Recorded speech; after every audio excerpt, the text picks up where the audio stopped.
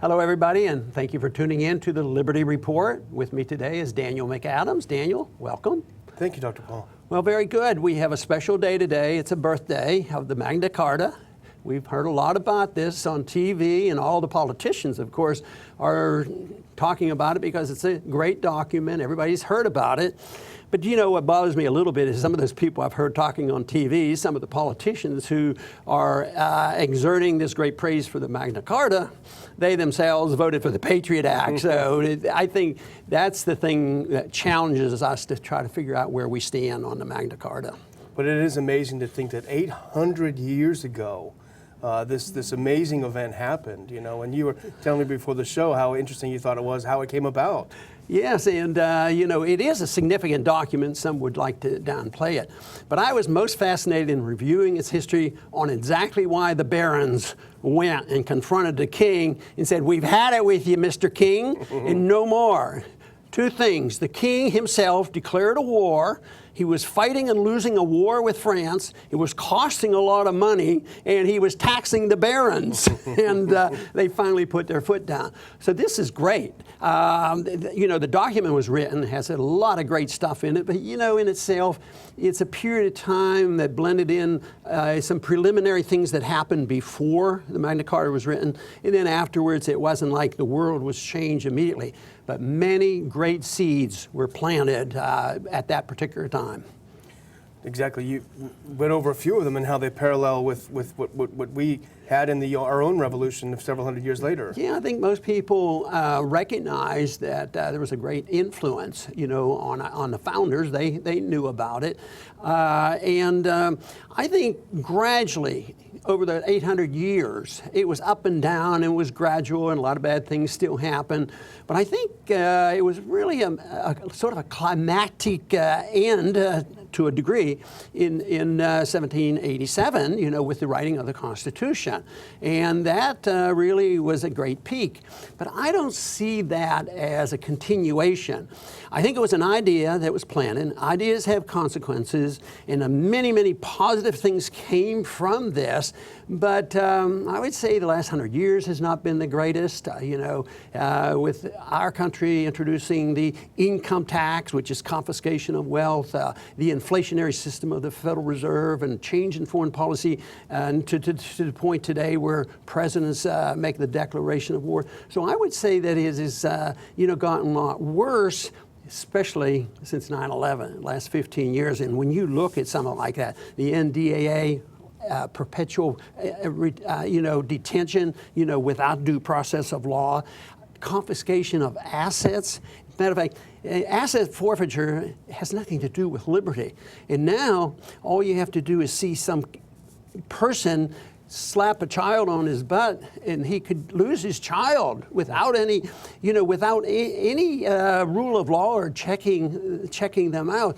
So it's we're at a point where I think we're in bad shape with the government, but I also believe there's something alive and well in the country when it comes to the ideas of liberty. What were the main principles, just to review for people that hadn't? Well, the most important thing that I think people remember, and I remembered it during the debate, and that was habeas corpus. You can't hold it, and we were holding people in NDAA without you know, a hearing, and a trial by jury. And implying jury nullification, too. The trial was important. That the king had no special privileges at all.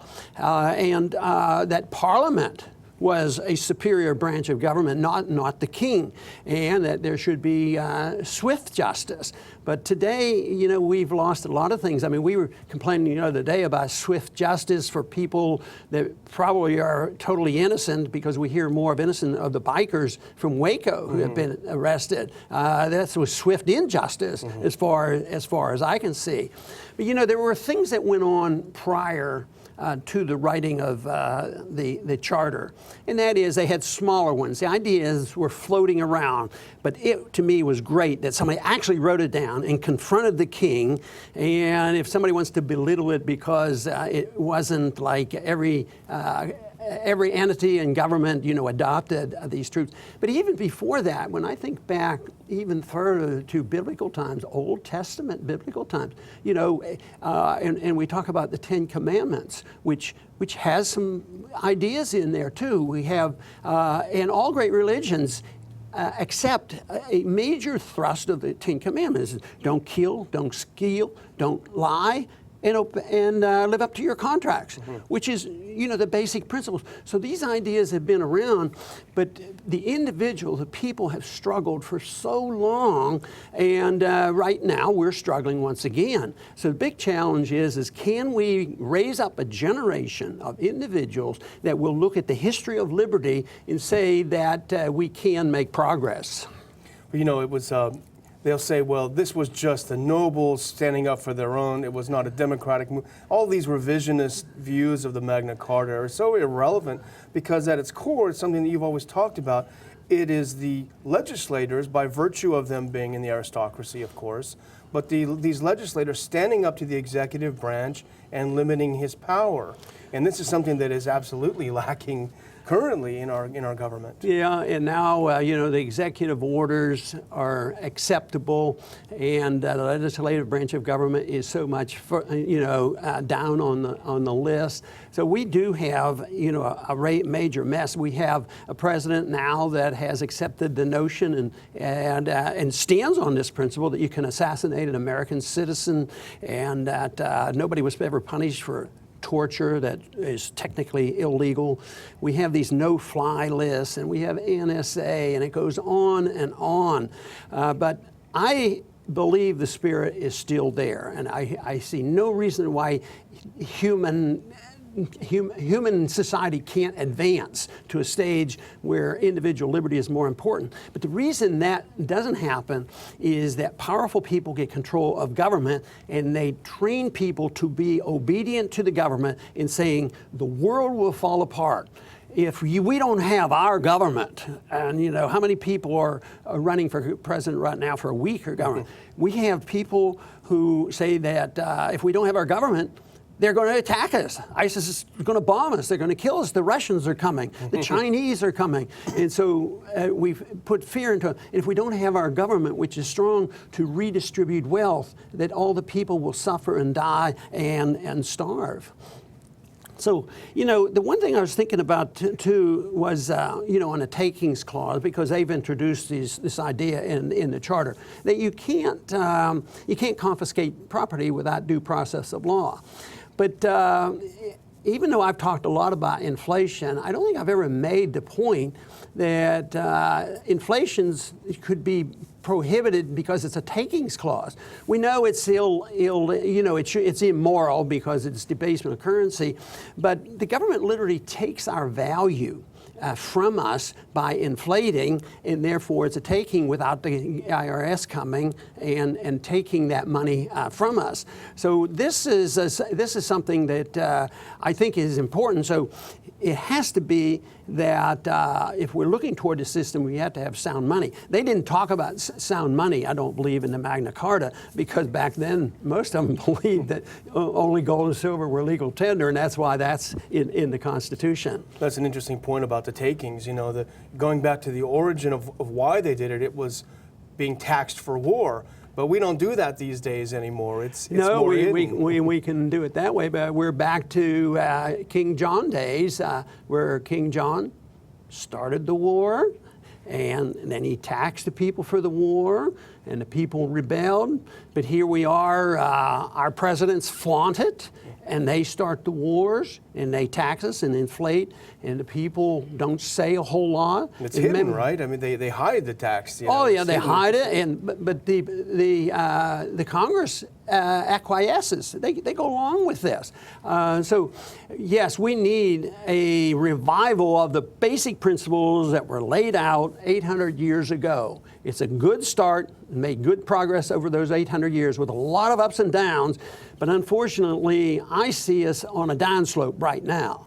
And that's why so many of us are complaining about what's happening in this country. But you're still optimistic. I'm optimistic because, we do spend a little bit of time with young people. And a lot of people like to point out those young people, all they want to do is listen to loud music and drink and carouse and all this. But the people we run into when I go on my trips, I find they are a special group. And just remember, we all have to remember that you know, you don't have to have a large majority to change anything. It takes an irate, tireless minority that is agitating and fighting with ideas. And I'm sure if they took a poll back in King John's day, the poll probably would have been say, hey, don't mess things up here. But so there were a few of those barons finally had it. And I know they were protecting some of their interests, but they also had a justified complaint. That is, the king made the war, and he was taxing them, and they were losing the war. And that's exactly what's happening here today. The king, our king now, makes the wars, and they tax us directly and indirectly, and they hide the tax. And the suffering continues. And we're back to, you know, 800 years ago.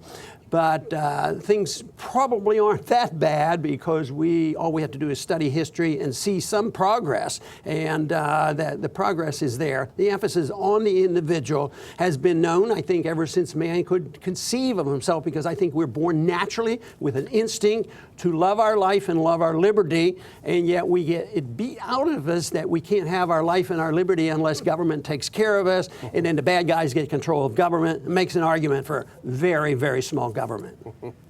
I want to thank everybody for tuning in today to the Liberty Report, and please come back soon.